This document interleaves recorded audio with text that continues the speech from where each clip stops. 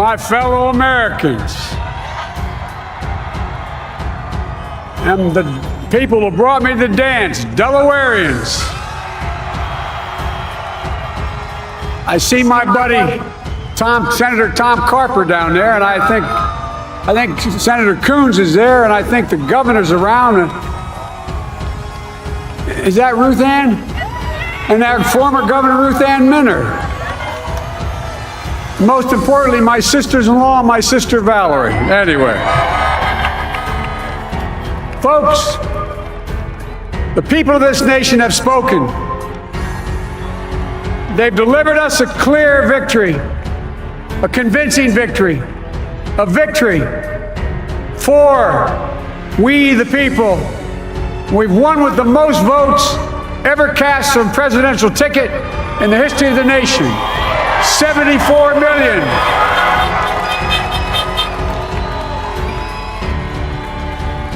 What I must admit has surprised me. Tonight, we're seeing all over this nation, all cities and all parts of the country, indeed across the world, an outpouring of joy, of hope, renewed faith, and tomorrow bring a better day. And I'm humbled by the trust and confidence you've placed in me. I pledge to be a president who seeks not to divide, but unify, who doesn't see red states and blue states, only sees the United States. And work with all my heart, with the confidence of the whole people, to win the confidence of all of you. And for that is what America, I believe, is about. It's about people. And that's what our administration will be all about. I sought this office to restore the soul of America, to rebuild the backbone of this nation, the middle class, and to make America respected around the world again, and to unite us here at home. It's the honor of my lifetime that so many millions of Americans have voted for that vision. And now, the work of making that vision is real. It's a task, the task of our time. Folks, as I said many times before, I'm Jill's husband. And I would not be here without her love and tireless support of Jill and my son Hunter and Ashley, my daughter, and all our grandchildren and their spouses and all our family. They're my heart. Jill's a mom, a military mom, an educator. And she has dedicated her life to education. But teaching isn't just what she does, it's who she is. For American educators, this is a great day for y'all. You're going to have one of your own in the White House. And Jill's going to make a great First Lady. I'm so proud of her.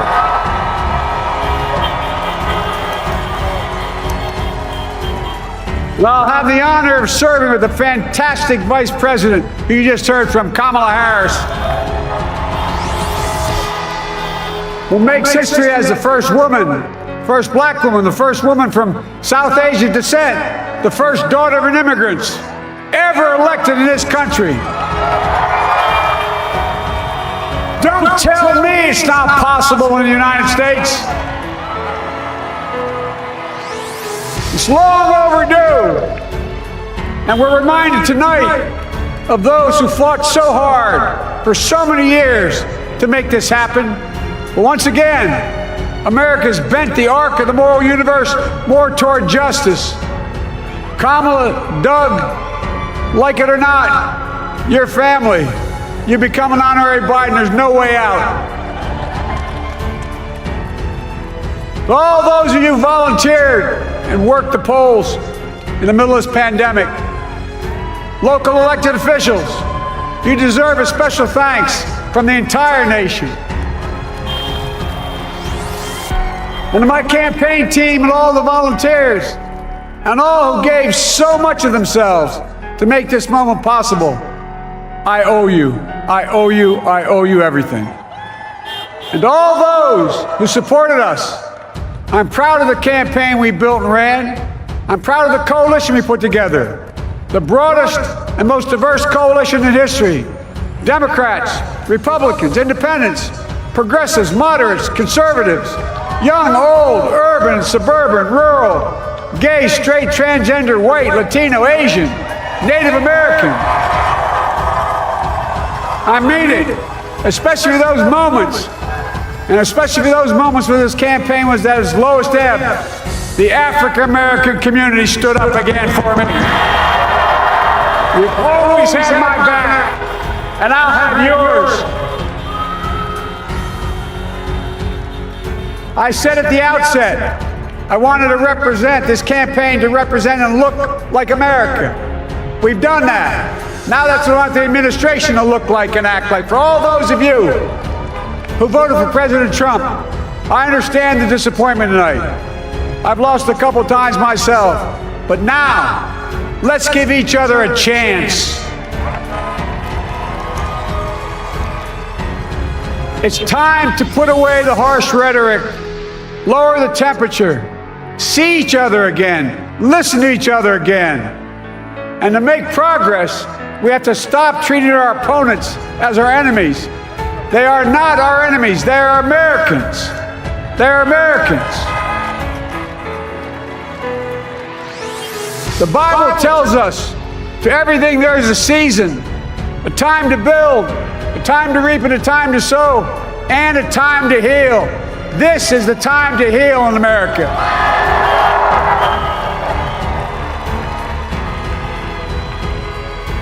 Now this campaign is over. What is the will of the people? What is our mandate? I believe it's this. Americans have called upon us to marshal the forces of decency, the forces of fairness, to marshal the forces of science, the battle to secure your family's health care, the battle to achieve racial justice and root out systemic racism in this country, and the battle to save our planet by getting climate under control, the battle to restore decency, defend democracy, and give everybody in this country a fair shot. That's all they're asking for, a fair shot. Folks, our work begins with getting COVID under control. We cannot repair the economy, restore our vitality, or relish life's most precious moments, hugging our grandchildren, our children, our birthdays, weddings, graduations, all the moments that matter most to us until we get it under control. On Monday, I will name a group of leading scientists and experts as transition advisors to help take the Biden-Harris COVID plan and convert it into an action blueprint that will start on January the 20th, 2021. That plan will be built on bedrock science. It will be constructed out of compassion, empathy, and concern. I will spare no effort, none, or any commitment to turn around this pandemic. Folks, I'm a proud Democrat, but I will govern as an American president.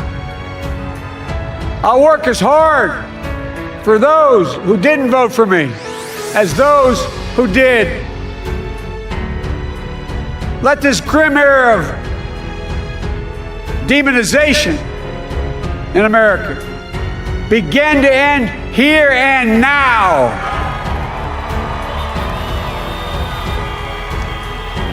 The refusal of Democrats and Republicans to cooperate with one another, it's not some mysterious force beyond our control. It's a decision, a choice we make. And if we can decide not to cooperate, then we can decide to cooperate. And I believe that this is part of the mandate given to us from the American people. They want us to cooperate in their interest. And that's the choice I'll make. And I'll call on Congress, Democrats and Republicans alike, to make that choice with me. The American story is about slow yet steadily widening the opportunities in America. And make no mistake, too many dreams have been deferred for too long. We must make the promises of the country real for everybody, no matter their race, their ethnicity, their faith, their identity, or their disability. Folks, America has always been shaped by inflection points, by moments in time where we've made hard decisions about who we are and what we want to be. Lincoln in 1860, coming to save the Union. FDR in 1932, promising a beleaguered country a new deal. JFK in 1960, pledging a new frontier. And 12 years ago, when Barack Obama made history, he told us, yes, we can. Well, folks, we stand at an inflection point. We have an opportunity to defeat despair, to build a nation of prosperity and purpose. We can do it. I know we can. I've long talked about the battle for the soul of America. We must restore the soul of America.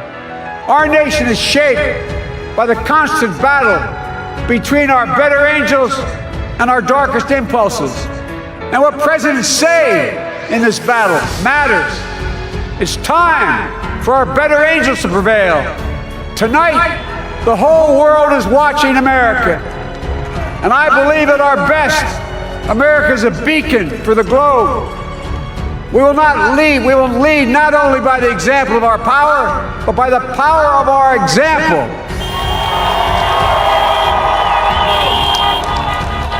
I've always believed, many of you heard me say it, I've always believed we can define America in one word: possibilities. That in America, everyone should be given an opportunity to go as far as their dreams and God-given ability will take them. You see, I believe in the possibilities of this country. We're always looking ahead to an America that's freer and more just, ahead to an America that creates jobs with dignity and respect, ahead of America that cures diseases like cancer and Alzheimer's, ahead to an America that never leaves anyone behind, ahead of America that never gives up, never gives in. This is a great nation. It's always been a bad bet to bet against America. We're good people. This is the United States of America, and there's never been anything we've been not able to do when we've done it together. Folks, in the last days of the campaign, I began thinking about a hymn that means a lot to me and my family, particularly my deceased son, Bo. It captures the faith that sustains me, which I believe sustains America.